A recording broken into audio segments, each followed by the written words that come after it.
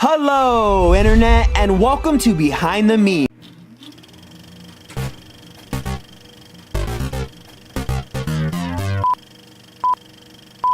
How are you, gentlemen?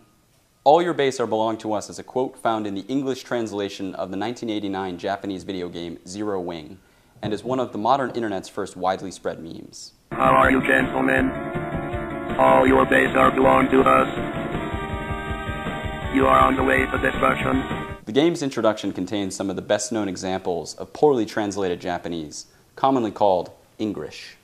English is commonly found on signs in East Asia and is known for its bad spelling, worse grammar, and hilarious double entendres. But first, some history. In early 1998, an animated GIF of the introductory scene was posted to the Rage Games website. The clip was soon reposted to the Zany Video Game Quotes website, where it began to gain traction. In the year 2000, Overclock.org posted the Zero Wing Dub project, which added home-rolled voiceovers and sound effects to the original video. This would become one of the internet's first response videos. All your base are belong to us. You are on the way to destruction. 3 months later, All Your Base mania infects the Something Awful forums, a popular destination for people with mad Photoshop skills. The forum thread about All Your Base explodes with over 2,000 image contributions. On November 14, 2000, electronic musicians The Laziest Men on Mars release Invasion of the Gabber Robots, a techno track with some of the music from Zero Wing, and a synthesized voice chanting, "All your base, base, base, all your base are belong to us." All your base, base, all your base are belong to us. The song was used in a flash animation that included the Zero Wing clip and a Rafflecopter slideshow of All Your Base Photoshop jobs. This would become the definitive version of All Your Base. In the spring of 2001, All Your Base is picked up by the mainstream media, getting coverage on CNET, the San Francisco Chronicle, the Daily Mirror, and the Register, in one of the first instances of an internet meme crossing into popular culture. From there, the meme quickly spread around the real world. Universities are bombed with leaflets declaring that all their bases now belong to another unspecified party. The Dutch Railways website is hacked, and yet more bases are claimed. In Michigan, a group of teenagers hack signs all over town, which local police interpreted as a borderline terrorist threat. And then, of course, came the remixes. All your snakes are belonging to us. Everybody listen. We have to put a barrier between us and the snakes.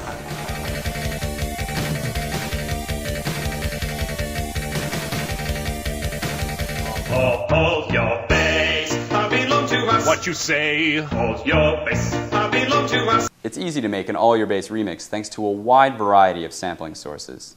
You can use some of the audio, or an image of Cat's terrifying cybernetic face, or one of many catchphrases.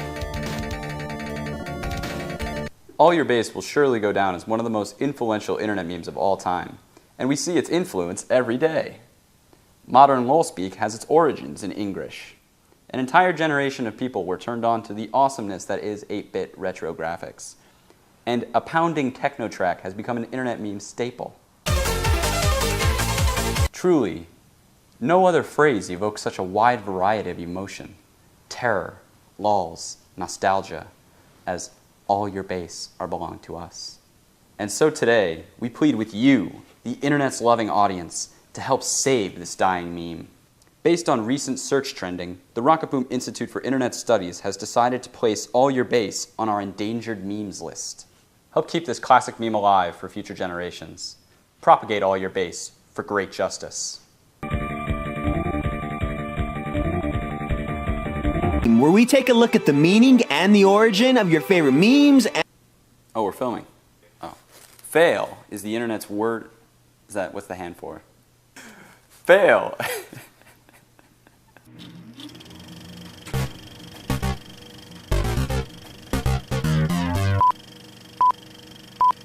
Fail is the internet's word of choice for expressing contempt. When disaster strikes or irony rears its ugly head, you can be sure someone will say it. The word has its mimetic origins in the 1998 Neo Geo video game Blazing Star. The poorly translated game over screen read, "You fail it. Your skill is not enough. See you next time. Bye-bye." As we've learned from memes like All Your Base are belong to us, the combination of English and 8-bit retro awesome can be powerful. The meme is spread widely, and a fail image has been created for nearly every situation. There's a fail group on Flickr, and the Cheeseburger Network launched a dedicated fail blog in May 2008. There are fail dogs, the dubious canine spin-offs of lolcats, and there are even fail ships to facilitate the transfer of fail in bulk. Much like the Blazing Star game, fail presupposes that one must apply skill in order to achieve a goal. In the game's case, you want to beat the level, but your skill is not enough. Therefore, you fail. This pattern, when abstracted out, reveals multiple cases of fail throughout the world. The opposite of the fail is the win, which has a similar 8-bit English backstory. The 1986 NES game Pro Wrestling proclaims, "A winner is you," after you have applied sufficient skill and beaten the level. Owned, and its leader cousin pwned, is a related term made popular by online gamers. Whereas fail occurs due to your own lack of skill, when someone else has placed you in this undesirable situation, you are said to have been owned. Fail is a solo activity. Pwning takes two. But what exactly does fail look like? Let's break it down. Oh, I forgot to put mayonnaise on my sandwich. Freeze! In this instance, Ellie is attempting to eat a tasty sandwich, but she's forgotten the mayonnaise. Turning this into a fail, it must be pointed out. Fail. So when exactly does a standard fail become an epic fail? Institute research is bringing us ever closer to identifying the elusive epic threshold, that moment when a standard fail reaches the critical mass necessary to be called epic. But for now, we'll know it when we see it.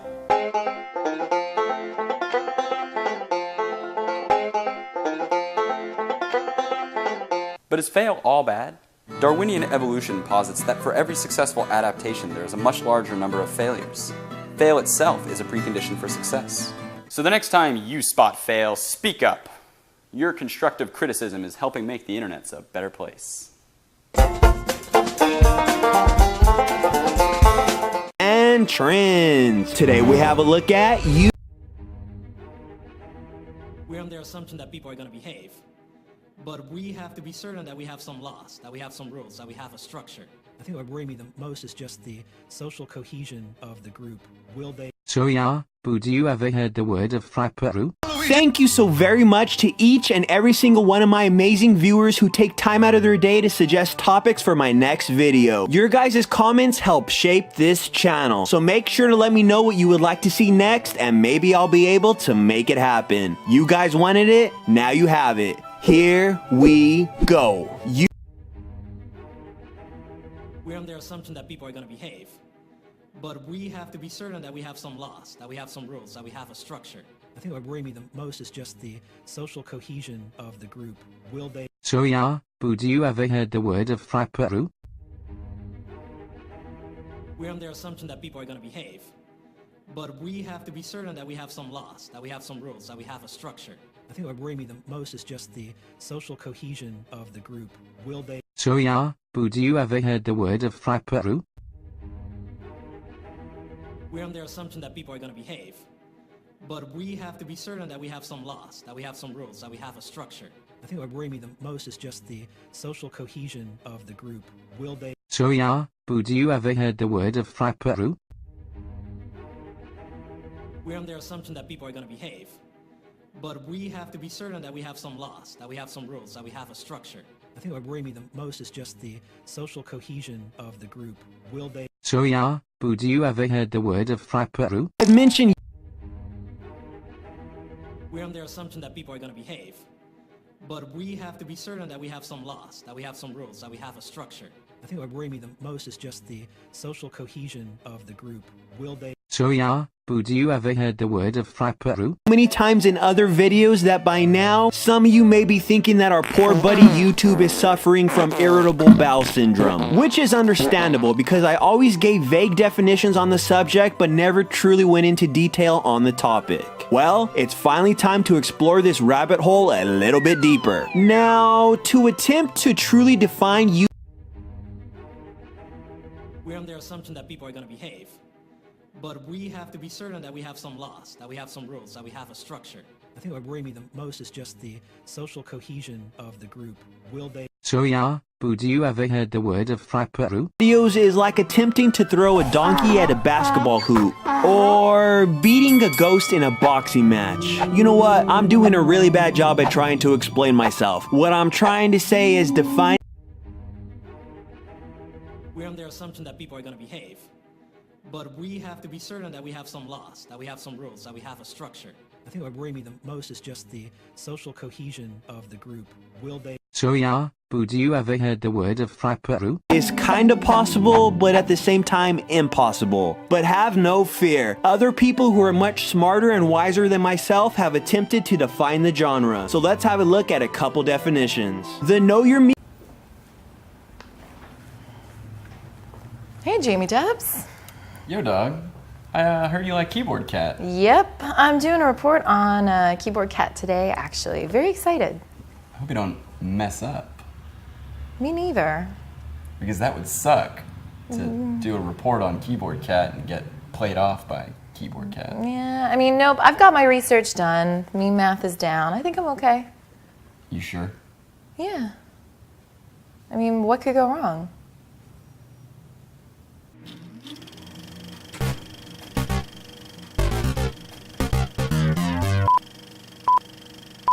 Aw, Keyboard Cat.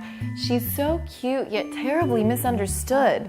There's only one thing cuter than animals on the internet, and that's anthropomorphized animals. In 2009, performance artist Charlie Schmidt's orange and white tabby, Fatso, aka Keyboard Cat, would join their ranks.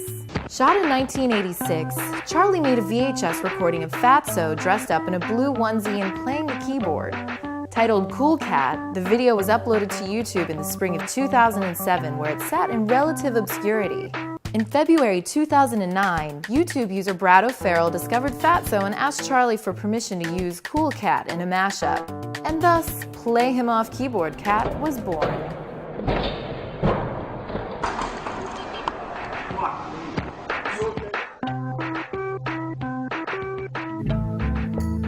Brad recognized that Keyboard Cat, when paired with an unfortunate incident, would create a harmonious juxtaposition of elements and thus lulls. Hence, many iterations would follow. Walker told me I had AIDS.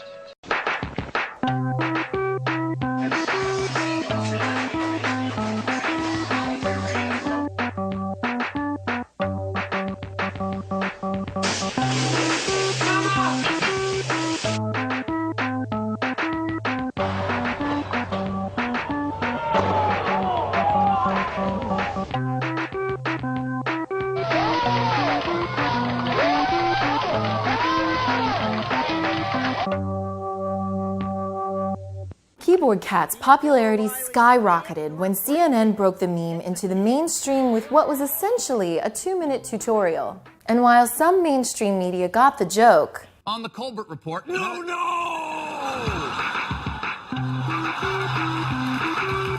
Others clearly didn't.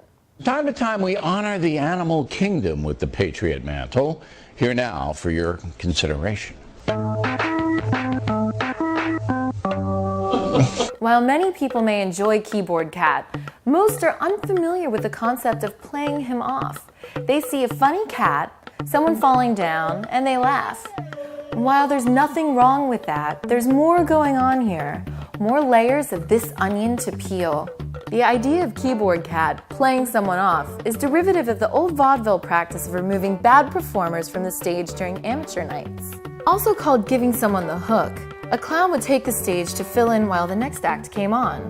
Keyboard Cat is the mercy kill of the internet. It says your fail is so epic that the lovable, ineffable Fatso the Cat comes to your rescue to pull you out of your dungeon of fail. Fatso the Cat sadly passed away in the year 2000, long before she could see her impact on the world, the World Wide Web. Even so, her legacy will always be here to save us from further embarrassment. If we are fortunate, Keyboard Cat will save us all.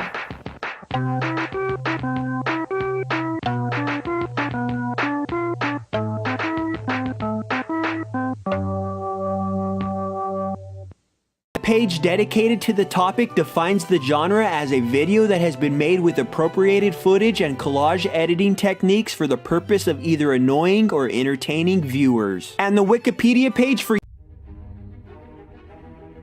under the assumption that people are going to behave. But we have to be certain that we have some laws, that we have some rules, that we have a structure. I think what worries me the most is just the social cohesion of the group.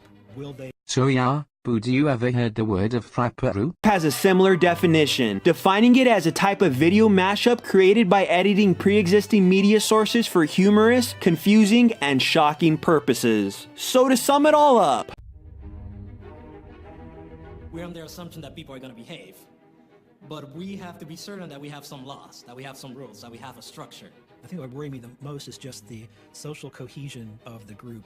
Will they... So yeah, but do you ever heard the word of frapperu? are videos that use other video content in new and remixed ways, creating a new product in the process. A product that is edited to be random, humorous, and most of all, bizarre. You know, kind of like that one kid in class who would always eat the paste. Now, although the genre is too broad to accurately define, a few patterns and techniques have emerged through its existence. Commonly used editing techniques used within the genre are known as poopisms, which, quick little side note, while I was researching this topic, I was on the note.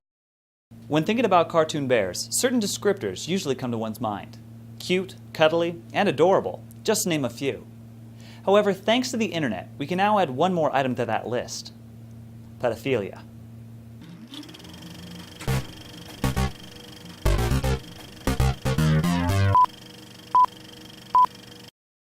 Pedobear is a cartoon mascot that became an icon through its usage on 4chan, signaling that illegal child pornography had been posted. As the name suggests, pedo, being short for pedophile, it is portrayed as a pedophilic bear. The character known today as Pedobear was once known as Kumar, or Kuma, on the Japanese image board 2channel. It originated as an ASCII art image created by Buru-san, its earliest appearance dating back to February of 2003. The character was used simply to signal trolling on the image board. The image evolved into the character we now know as Pedobear when it reached 2chan's English counterpart 4chan in 2004. While the origin's backstory is murky, various rumors point to a forum game known as Osaka Phone Threads, in which users create a conversation log by using ASCII characters. In this thread, an anonymous user responded with pedobear and creepy references to lollies, a slang term used to describe hentai manga with underage female characters. From that moment forward, pedobear's taste in women was known, and the internet would not soon forget. Throughout 2004, Pedobear grew famous for his seal of approval towards prepubescent girls, and his catchphrase, "Is that some lolly?" While this phrase has faded away, the Pedobear seal of approval has continued to live on. Over time, Pedobear has become the characterization of pedophilia on the web, appearing in a large number of exploitable images and macros. Pedobear has been repeatedly misunderstood by the mainstream media. In the US, in September 2010, the California police issued a warning claiming that Pedobear was a pedophile mascot and mentioned cosplayers from Comic-Con dressed as the bear as being potentially dangerous deviants. Additionally, Pedobear's image has mistakenly made its way into several inappropriate locations. This includes a picture of Vancouver's 2010 Olympic mascots, a column by the conservative political commentator Pat Buchanan, and has even been voted Miley Cyrus's #1 fan in an online poll. In recent years, society has become much more conscious and aware of sexual predators and pedophiles. Shows like Dateline NBC's To Catch a Predator have shed a light on the real and present danger of sexual offenders, and the subject matter has rightfully become a sensitive topic in our culture. Understandably, there are many mixed feelings about Pedobear. Does Pedobear inappropriately make light of serious and dark subject matter? Does it glorify child pornography on the web? Or does the character serve to strengthen awareness of sexual predators and illegal activity online? Let us know your thoughts on Pedobear in the comments below. And I saw this link for poopisms. I decided to click on it, and when I did, I went to this whole other site that I think is the wrong site. I'm not complaining or anything, but I just thought it was worth mentioning. What were we talking about again? Right. Poopisms. Now, some of the defining poopisms that the videos use are ear rape, which is the process of making the audio loud to the point of distortion, reversing clips, both audio and visual, stutter loops, which is the process of taking an isolated section of video and making it repeat several times, and also sentence shifting, which is taking audio from the clip or other clips and cutting them up to create a new, often humorous sentence. I am a dumb ass. But that's just a small handful of the commonly used poopisms within YouTube. assumption that people are going to behave. But we have to be certain that we have some laws, that we have some rules, that we have a structure. I think what worries me the most is just the social cohesion of the group. Will they... So yeah, Boo, do you ever heard the word of frapperu? Videos. There is a much longer list of all the poopisms used on the We're under the assumption that people are going to behave. But we have to be certain that we have some laws, that we have some rules, that we have a structure. I think what worries me the most is just the social cohesion of the group. Will they... So yeah, Boo, do you ever heard the word of frapperu? Wikia page if you're interested. Along with the poopisms, a handful of commonly used source materials have helped define the genre. Some commonly used sources are the Super Mario Bros. Super Show, Adventures of Sonic the Hedgehog, Billy Mays infomercials, King of the Hill, SpongeBob, and Arthur, just to name a very small amount. In reality, there is no limit or specification to what you have to use to create a YouTube. We're under the assumption that people are going to behave. But we have to be certain that we have some laws, that we have some rules, that we have a structure. I think what worries me the most is just the social cohesion of the group. Will they... So yeah, Boo, do you ever heard the word of frapperu? Video. The genre of video has been around for quite a while now, although there is speculation as to when and who created the very first. We're under the assumption that people are going to behave. But we have to be certain that we have some laws, that we have some rules, that we have a structure. I think what worries me the most is just the social cohesion of the group. Will they... So yeah, Boo, do you ever heard the word of frapperu? Video. What is known is that the video was first uploaded to YouTube on November 27th, 2006, which is titled I'd Say He's Hot on Our Tail, and features a clip from the Super Mario Bros. 3 cartoon. Wow! I'd say he's hot on our tail! The genre of video has continued to evolve in impressive ways, having dedicated creators and a fan base that celebrate the funny and bizarre videos that have been produced. These basic... We're under the assumption that people are going to behave. But we have to be certain that we have some laws, that we have some rules, that we have a structure. I think what worries me the most is just the social cohesion of the group. Will they... So yeah, Boo, do you ever heard the word of frapperu? Videos have even branched off into subgenres, the most popular of which is the... We're under the assumption that people are going to behave. But we have to be certain that we have some laws, that we have some rules, that we have a structure. I think what worries me the most is just the social cohesion of the group. Will they... So yeah, Boo, do you ever heard the word of frapperu? Poop music videos, more commonly known as YTP MV, which is the same concept as the regular poop edits, but only with the addition of music.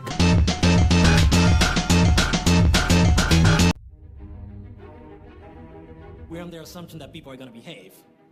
But we have to be certain that we have some laws, that we have some rules, that we have a structure. I think what worries me the most is just the social cohesion of the group. Will they... So yeah, Boo, do you ever heard the word of frapperu? Poop videos are often classified as being on the weird side of YouTube. While this may be true, there's no denying their impact and influence on me.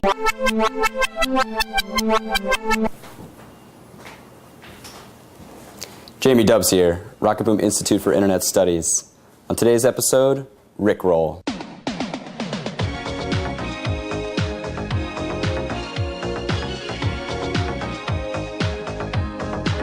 A Rickroll is tricking someone into watching the music video for Rick Astley's hit single, Never Gonna Give You Up, by claiming that it's something more interesting, like Britney Spears photos or mudkips. The Rickroll can be classified as an interruption fad, similar to the What the F-bomb explosion or the zombie face after that maze game. We never saw them coming. Rickroll originated with the practice of duck rolling on the image board 4chan, whereby somebody would create a thread with an enticing headline and provocative thumbnail, but when you click the link to go on, you'd be presented with a duck on wheels. With all of the advancements in online video, it was only a matter of time before the practice evolved beyond images and animated GIFs. Creative credit is generally attributed to a Grand Theft Auto 4 thread on 4chan, where a link to an alleged secret trailer for the game actually linked to the Rick Astley video. The first Rickroll YTMND appeared on May 5th, 2007. But here at the Institute for Internet Studies, we're forced to ask the question, why Rick Astley? Why Never Gonna Give You Up? Is it the bitchin' dance moves? Is it that touch of ginger? Is it the fact that the video reached #1 on the UK, US, and Canadian Billboard charts in 1987? Not a small feat. That's hard to do. Really though, it's because the video is lame. Super lame. And you've probably become more lame just by watching it. And thus it is awesome.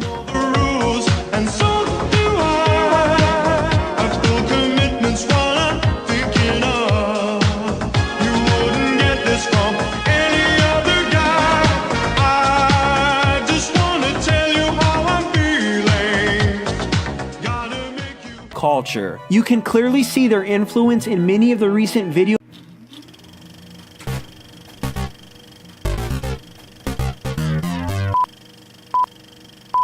He may remind you of that awkward little kid in elementary school that no one wanted to sit next to, or that creepy uncle that no one wants to invite over for the holidays. His ambiguity might seem a little unsettling, pervy almost. But in the end, we have a certain affinity for the character known as Ouija. Ouija is an image macro based on a fan-made derivative of the popular Mario Brothers character Luigi, often invoked in times where you want to bring an awkward or unusual moment to a situation. With his odd, stoic posture and his long, frozen stare, all you have to do is place Ouija in a random photograph and you have instant lulls. But where did he come from? In 1992, the Mario franchise was at its peak with record NES and Game Boy sales, and a live-action movie set to be released the following year. Looking to cash in on the action, a Southern California company called Software Toolworks released an educational version of the Mario Brothers franchise entitled Mario is Missing. By all accounts, the game was forgettable, but it did introduce cover art including a weird, expressionless version of Luigi with that odd stare. Fast forward to 2007. Now the internet, almost by definition, exists to bring attention to our past cultural oddities.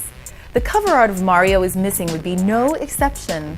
Matching Nintendo's propensity to create odd bastardizations of its own characters with a generation of fans raised with Photoshop skills, Ouija was born.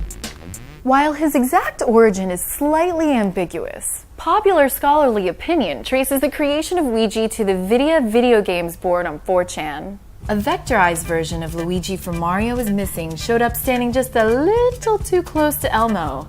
Many iterations would follow, almost all of them making a punchline out of Ouija's 1,000-mile stare and awkward stance, bringing the lulls. Even Moot, head admin and founder of 4chan, would give Ouija his seal of approval. After his introduction on Vidya, Ouija began appearing in other forums such as GameFAQs and DeviantArt.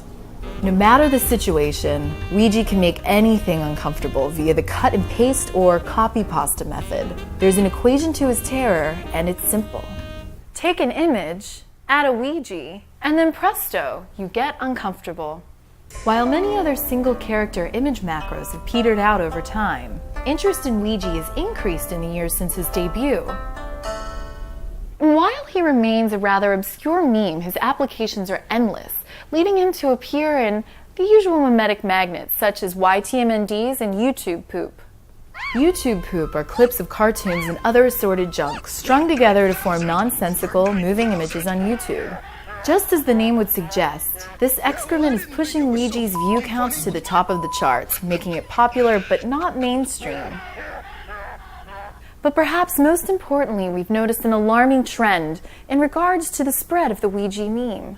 No longer content to just change the tone of images, Ouija has set his sights on transforming those around him. Anyone who sees Ouija becomes entranced by his stare, eventually becoming a Ouija themselves. This makes Ouija a kind of mascot for the idea of memes. Those exposed to memes copy them and pass them on, just like those who see Ouija become Ouija. In some ways, the mimetic spread of Ouija may be impossible to stop. It might be only a matter of time before...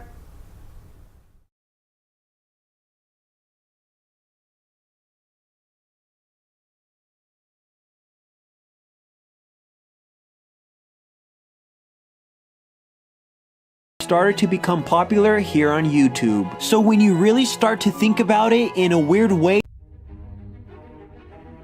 we're under the assumption that people are going to behave. But we have to be certain that we have some laws, that we have some rules, that we have a structure. I think what worries me the most is just the social cohesion of the group. Will they... So yeah, Boo, do you ever heard the word of frapperu? Videos are kinda like the grandfather of today's.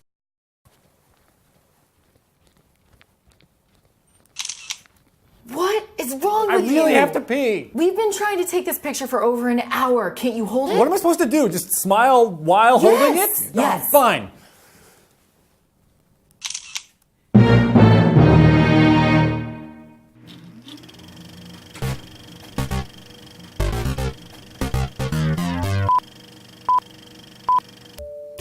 Emphasis.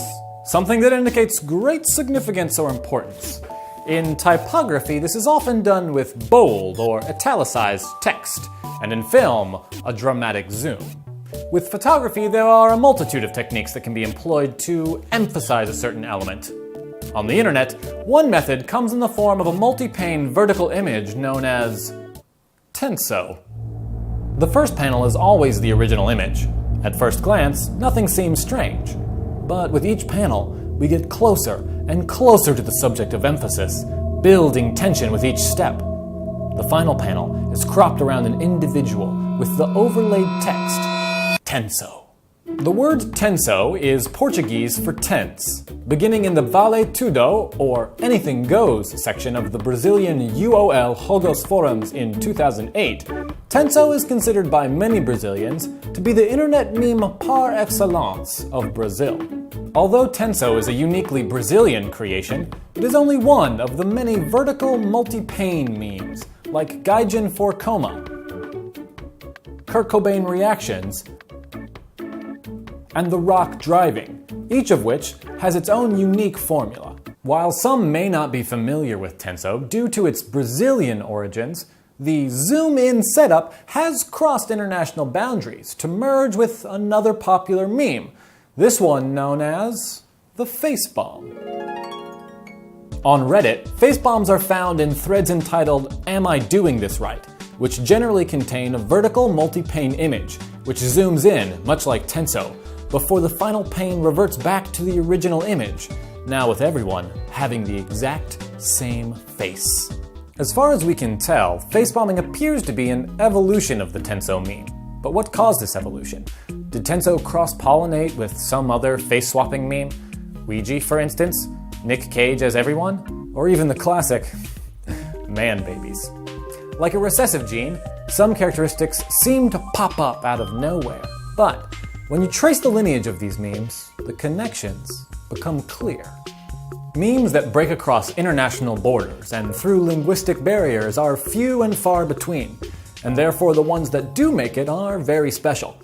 While tenso zooms us in to see details we may have overlooked before, sometimes it's important for us to, instead, step back and zoom out to examine the larger picture and, once again, see something we might have otherwise overlooked.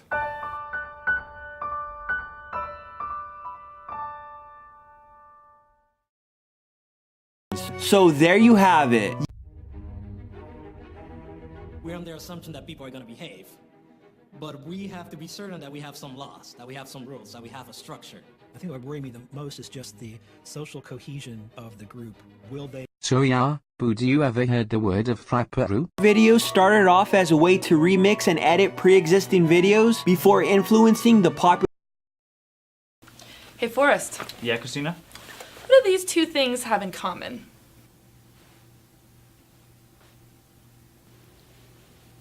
Huh. I don't know.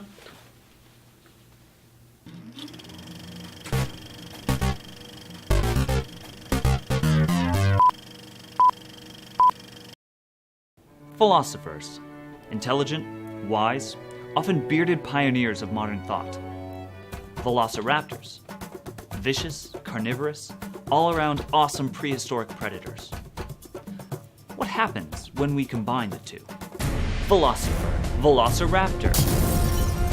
Velociraptor.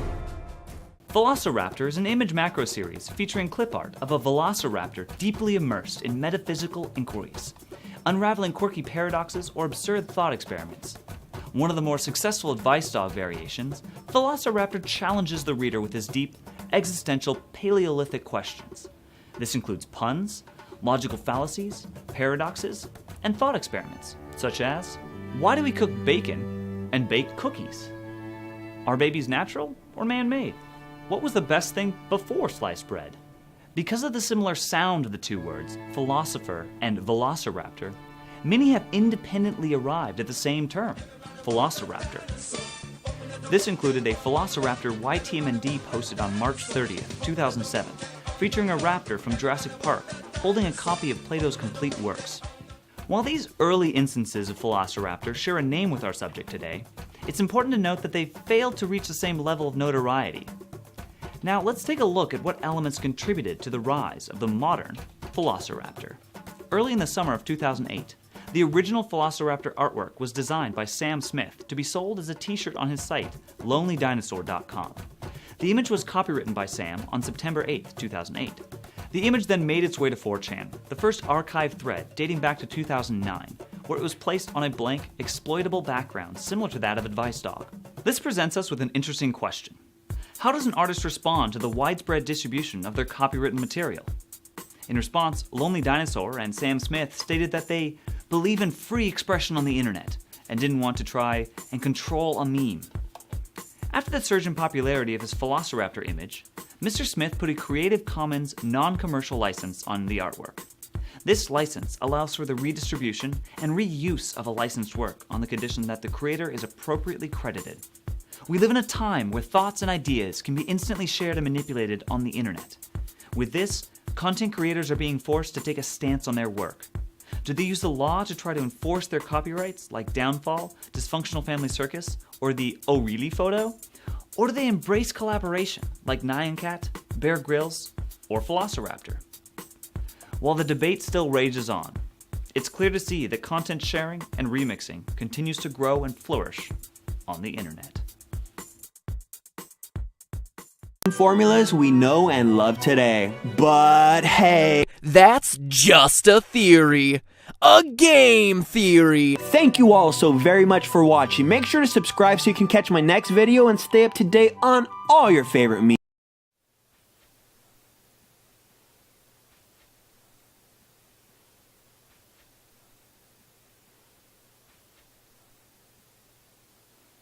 I like your home theater. Yeah, but it only seats 12 people.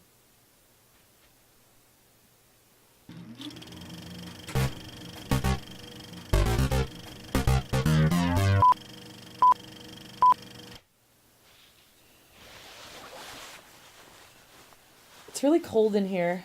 First world problems are frustrations and complaints that are only experienced by privileged individuals in wealthy countries. It is typically used as a tongue-in-cheek comedic device to make light of trivial inconveniences. It's too hot. The phrase was first defined on Urban Dictionary on August 10th, 2005. Its earliest known usage can be found on LiveJournal by the popular user Jameth in October of 2007. The phrase eventually spread to a Tumblr called The Real First World Problems in November of 2008. A few months later, Something Awful posted an entry titled #FirstWorldProblems, which received several pages of comments using the hashtag. Additionally, the First World Problems subreddit was created in January of 2011, where Redditors try to outdo each other with increasingly shallow complaints. I can't reach my drink. Me either. A number of first world problem image macros can be found on sites such as BuzzFeed, Meme Generator, the Advice Animal subreddit, as well as many more. The images feature melodramatic stock photos of a woman crying and a teenage boy slumped against a wall, captioned with the woes of first world society. The phrase is also a popular trending topic on Twitter. Twitter's down. I wish I could tweet about how much this sucks. First World Problems found popularity on YouTube as well. The First World Problems rap, uploaded by user Funnies in June 2011, has earned over 1.4 million views. Do I eat breakfast or lunch? I don't like organic milk and we don't have fruit punch. What happens when you live in an overprivileged society?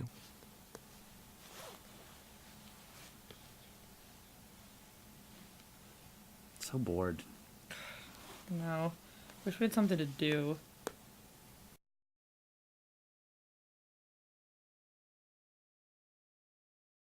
I like your home theater. Yeah, but the seats aren't real leather. I like your home theater. Yeah, I don't have enough cup holders though. I like your home theater. Yeah, but it has bats. I like your home theater. It's not HD. I like your home theater. Yeah, I don't. Who knows, you may learn about it. The internet. A place full of valuable and not so valuable information.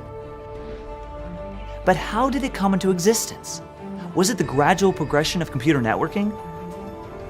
Or was it created by something or someone else? Someone else, like Giorgio Tsoukalos.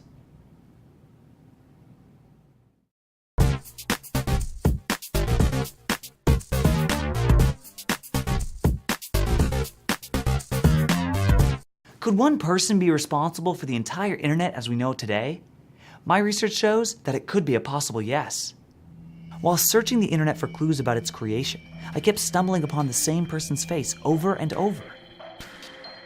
Ancient Aliens is an image macro series based on the History Channel show of the same name, starring alien expert Giorgio Tsoukalos.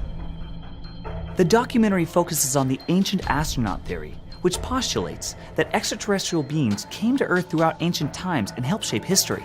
There is no explanation for the origin or purpose of these fantastic pictures. The image macros poke fun at Tsoukalos' alien obsession, featuring a question about a well-known mystery, like the Egyptian pyramids, with the answer always being aliens. As early as November 2010, his alien repertoire became a popular subject of lulzy mockeries when it reached 4chan's B-board.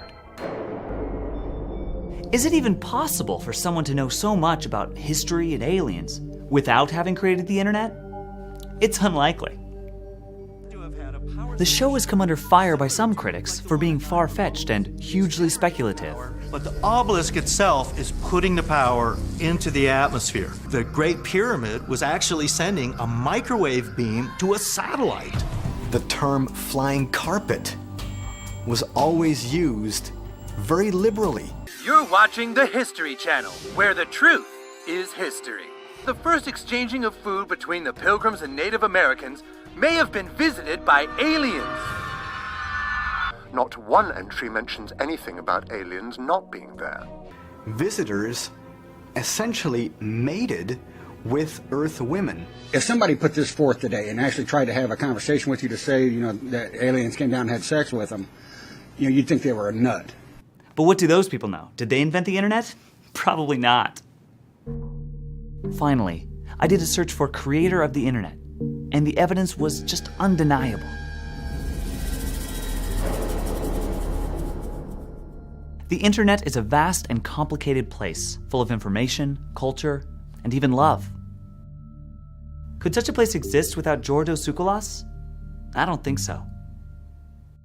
The only way to disprove my theory is to create a portal to another dimension where Giorgio never existed and see if there's an internet. It's just science.